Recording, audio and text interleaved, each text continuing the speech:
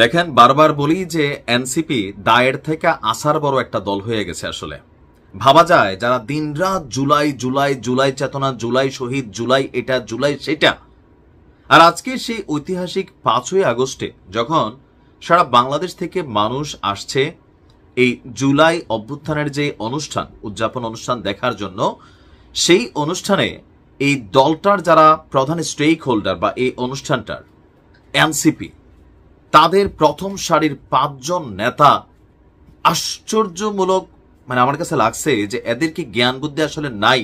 এর মাঝখানে খবর আসছে পিটার হাসের সাথে সেখানে বৈঠক করতেছে, যদিও এটা গুজব। কিন্তু এত বড় একটা অনুষ্ঠান ফেলে, এত গুরুত্বপূর্ণ চেতনাকে ফেলে নিজেরা রিল্যাক্স করতে গেছিলাম। আমার রাগ হইয়েন না, মাওলানা মামুনুল হক সাহেব যখন ওই ঘটনার মধ্যে পড়লেন তখন তিনি বলছিলেন যে অনেক টায়ার্ড ছিলাম, ক্লান্ত ছিলাম, এই কারণে হোটেলে গেছিলাম একটু রিল্যাক্স করতে। ঠিক একই ভাষায় আজকে নাসিরউদ্দিন পাটোয়ারি বলল কি যে 1 মাস জুড়ে তারা যে কর্মকাণ্ড করছে এগুলো নিয়ে অনেক টায়ার্ড, সারা দেশে ঘুরা, তো একটু রিল্যাক্সেশনের জন্য তারা কক্সবাজারে অবস্থান করছেন এই মুহূর্তে। তো কারা কারা?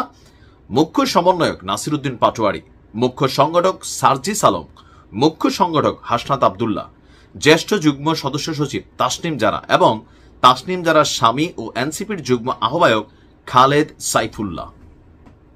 নাহিদ সম্ভবত যায় না, নাহিদ আজকে প্রোগ্রামে তিনি হয়তো সেখানে উপস্থিত হচ্ছেন, আমি জানি না তিনি যাচ্ছেন কিনা।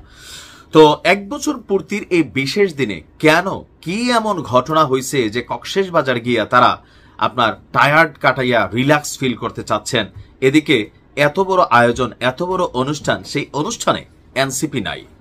কক্সবাজার বিমানবন্দর সূত্র বলছে আজকে এমন না যে আগে গেছে কোনো পূর্বঘোষিত প্রোগ্রাম ছিল, আজকে বেলা 11:30টার দিকে বাংলাদেশ বিমানের একটি ফ্লাইটে এই 5 নেতা কক্সবাজার বিমানবন্দরে অবতরণ করেন।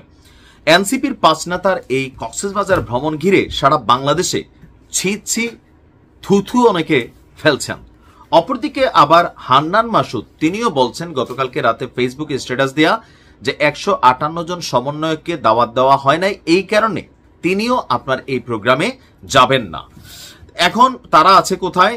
বিমান থেকে অন্যান্য যাত্রীদের সাথে নেমে এনসিপির 5 নেতা 20 কিলোমিটার দূরে উখিয়ার ইনানি সৈকতের 5 তারকা hotel sea pearl beach resort and স্পাতে আপনার তারা অবস্থান করছেন।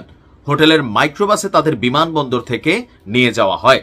তো কেন আসলে তারা সেইখানে গেলেন? এমনকি যাওয়ার আগে সেখানের আইন শৃঙ্খলা বাহিনী বা প্রশাসন কাউকে বিষয়টা অবগত করানো হয়নি। সেখানে গিয়ে যদি তারা ধাওয়া খায়, গোপালগঞ্জের ঘটনা তো দেখছেন, আর্মি কিভাবে তাদেরকে বাঁচাই নিয়ে আসছে।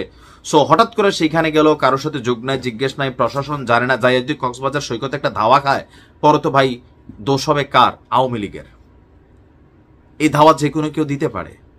সারা বাংলাদেশের মানুষ যখন এই দিনটার জন্য নিজের পকেটের টাকা খরচ করে, ডক্টর ইউনূসও কম না, 8 জোড়া ট্রেন ভাড়া করছেন 30,46,000 টাকা দিয়া, তো মানুষ আনার জন্য। আর এই দলটার এনসিপির এই প্রধান 5 নেতার আজকে কক্সবাজার ভ্রমণ আপনি কিভাবে দেখছেন? আসলে কি সবই চাপাবাজি, চেতনাবাজি? পয়সা কামাইছেন প্রত্যেকে, টাকা পয়সার মালিক হয়েছেন, নানান জায়গায় নিজেদের পরিবারকে সেট আপ করে ফেলছেন, এরকম অভিযোগ আছে। বাবাদের অবস্থান পরিবর্তন হয়েছে, নিজেদের অবস্থানের পরিবর্তন হয়েছে, কিন্তু এখন পর্যন্ত আজকের দিনে পুরো গণমাধ্যম জুড়ে শত শত নিউজ আছে এই জুলাই অভ্যুত্থানে যারা নিহত হয়েছেন, আহত হয়েছেন, কেউ চিকিৎসা পায় নাই, কারো বউ বাচ্চা এতিমখানায় গিয়ে আশ্রয় নিছে, কেউ এখনো শরীরে বুলেট নিয়ে ঘুরতেছে, এরকম শত শত স্টোরি আজকে পত্রিকা জুড়ে। আর সেই এনসিপির নেতারা আজকে গিয়া সব চেতনা ভুইলা রিল্যাক্সেশনে আছে। কি প্রত্যাশা করব আমরা? কমেন্টে লিখতে পারেন। ভালো থাকুন।